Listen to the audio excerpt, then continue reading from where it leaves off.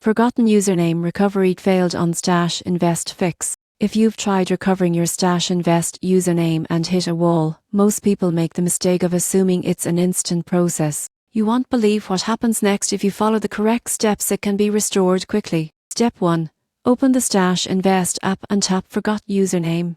Enter the email linked to your account. Stash will send a recovery email containing your username or a secure link to reset your login information. Step 2. Check your inbox thoroughly, including spam, junk, and promotions. Recovery emails can get filtered automatically, and multiple requests in a short period may temporarily lock your account. Step 3. If your registered email is no longer active, prepare verification information like your full name, date of birth, and recent account activity. Contact Stash support directly with this information. Providing details about recent deposits, investments, or linked bank accounts can expedite the verification process. Step 4.